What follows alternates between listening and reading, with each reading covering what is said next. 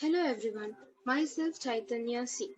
I am going to present the solution of task 1 of my internship under GRIP Data Science and Business Analytics domain. First task, prediction using supervised ML, predicting the percentage of a student based on the number of study hours. This is a simple linear regression as it involves just two variables. We are going to code in Jupyter Notebook using the Python language. Now let us look into the code. To import the necessary libraries and then import the data by the given URL and then read the data using the read CSV.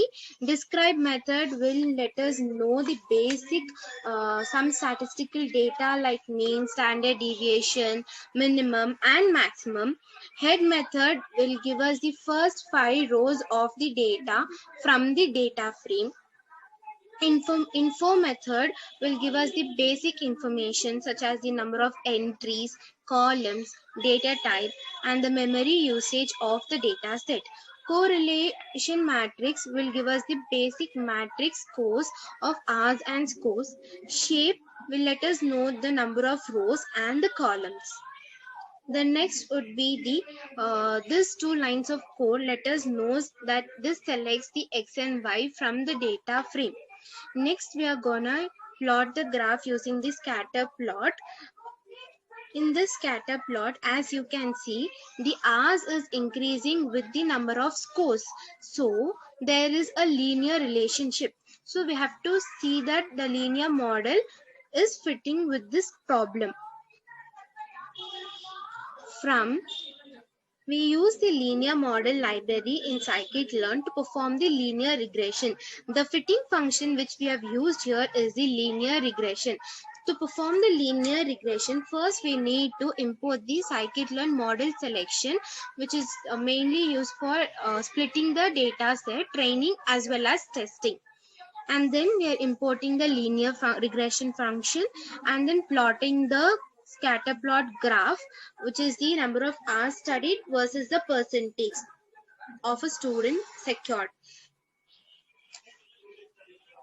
As you can see, the red line represents that the linear regression is fitted line and the dot represents, which is green in color, represents our original data.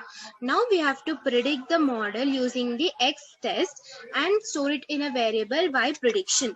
Now let us see the basic metrics calculation.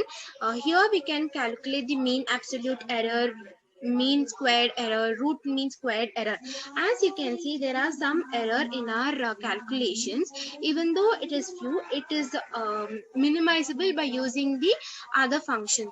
Now when you calculate the R2 score, since it is approximately to the 95%, we can say, we can basically conclude that this model is best fitted for the linear regression.